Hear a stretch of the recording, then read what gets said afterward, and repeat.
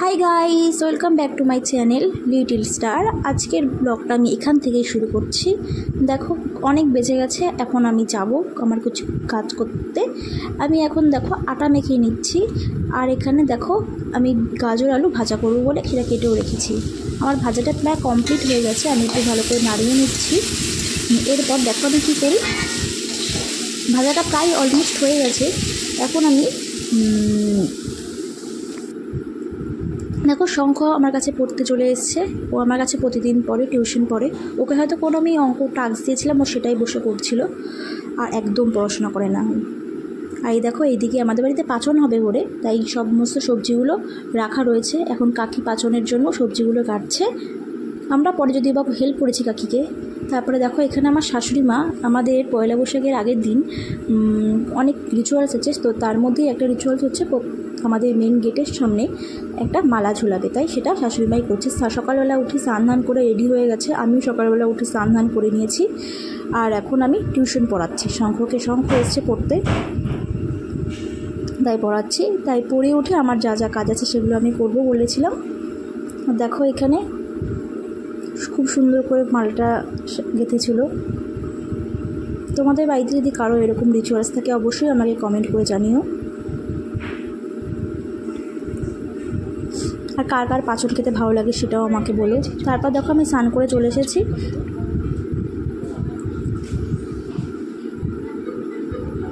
এখন আমি এখনও দেখছি কাকি সবজিগুলো কাটছে, পরে আমি আর শাশুড়ি মা হেল্প করেছিলাম কাকিকে।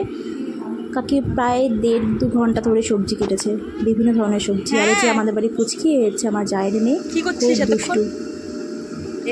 বলছিল যে তুমি কি করছো ভিডিও নিয়ে, আমি ইউটিউবে দেবো, তাই কি হয়েছে মুখে ব্যথা কি করে হলো। দেখো একটু হাসিয়ে দিচ্ছে, একটু লজ্জা পাচ্ছে মুচকি। তারপর দেখো ও আমাকে খুব ভালোবাসে আর আমি ওকে খুব ভালোবাসি। ছোট্ট পুচকি, ওর কিন্তু বয়স বেশি না, এই 4 বছর বয়স। দেখো একটু লজ্জা পাচ্ছে। বাড়িতে বাচ্চা থাকলে কিন্তু মজাই হয়। দেখো ও দেখাচ্ছে ওর হাতটা যে পুড়ে গেছে, গরম তেলের মধ্যে লেগেছে ওর হাতটা, তো সেখান থেকে পুড়ে গেছে, বেচারা কষ্টও পেয়েছে। তাই দেখো বলছে যে দিদি আমাকে, সরি দিদি ডাকে না, আমাকে কাকি ডাকে, আমি ওর কাকি হই। তাই বলছে যে তোমাদের বাড়ির ভিডিওটা একটু করো, তাই সেটাই করে দেখাচ্ছি ওকে। ওর সাথে তোমাদেরকেও দেখিয়ে দিচ্ছি এটা আমাদের বাড়ি, আর বাদিকের থেকে আমাদের গেট, আমরা ওখান থেকে যাওয়া আসা করি। আর সামনে যেটা দেখছো সেটা হচ্ছে একটা কারখানা ঘর, যদিও বা এখন এটা বন্ধ। আমাদের বাড়ির দেখো আশেপাশে পুরো গাছপালা ভর্তি। এই গাছপালা থাকাতে কিন্তু একটা সুবিধা আছে, বাড়ি কিন্তু ঠান্ডা থাকে, কিন্তু শীতকালে প্রচণ্ড ঠান্ডা গো। গরমকালে একটু রেহাই পাওয়া যায়, কিন্তু শীতকালে প্রচণ্ড ঠান্ডা। দেখেছো তো গরমকাল, দেখো তাও কিন্তু রোদ নেই বাড়িতে। আমি আর প্রতি কিছুক্ষণ দাঁড়িয়েছিলাম, আসলে বাড়িতে খুব একা একা থাকি তো খুব বোর হই। এই যে আমার বর কোথায় যাবে বলে রেডি হচ্ছিল, ভিডিও যেই অন করেছি সে চলে গেছে, লজ্জা পেয়ে চলে গেছে। আমি বললাম দাঁড়াও একটা ভিডিও করি, হবেই না। তারপর দেখো এখন আমি যাচ্ছি, শাশুড়িমা ডাকছিল তাই যাচ্ছি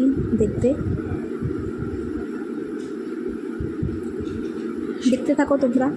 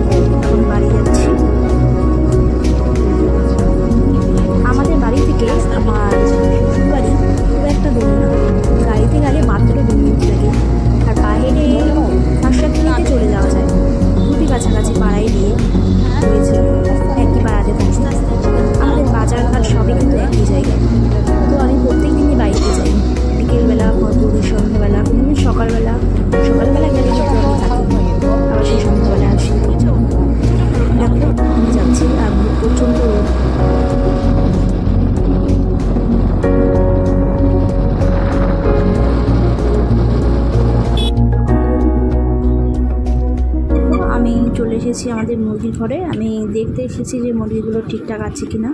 তাই দেখো, দেখতে পাচ্ছ তো, ভালো করে দেখো। এগুলোকে হয়তো ব্রয়লার মুরগি বলে না, এটাকে কয়লার মুরগি বলে। তোমরা কে কী কয়লার মুরগি খেতে ভালোবাসো অবশ্যই আমাকে বলো। আমার তো ব্রয়লার থেকে কয়লারই বেশি ভালো লাগে।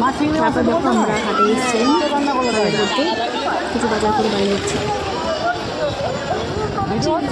ভিডিও করছি।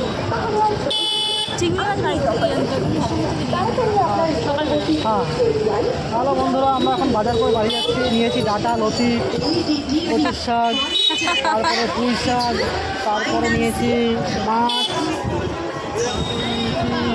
লাউ,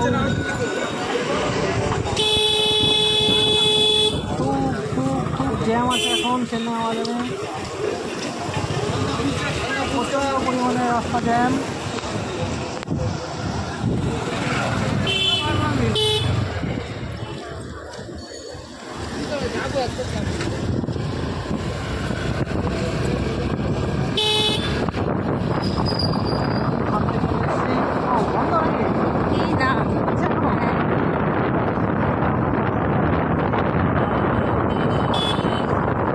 গাড়ি চলছে। গাড়ি একটু পরে এই বাজারটা পার করলেই, তারপরে দিদাবাড়ি পৌঁছে যাবো। এই চলে গেল 32, 35, 38। আসতে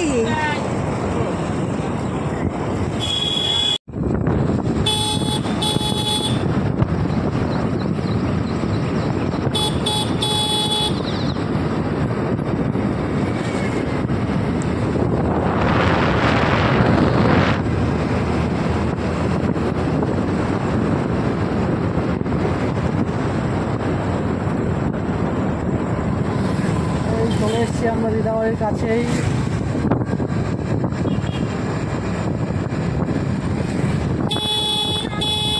এবারে আমরা ঢুকে যাবো দিদাবাড়িতে। ঢুকে গেলাম। আসতে অনেকটা নিচে চলে আসলাম। টাটা ফ্রেন্ডস, আজকের ভিডিওটা এখানেই শেষ করছি। যদি ভিডিওটা ভালো লাগে লাইক, কমেন্ট আর শেয়ার, সাবস্ক্রাইব করতে ভুলো না। Tata, bye bye, see you.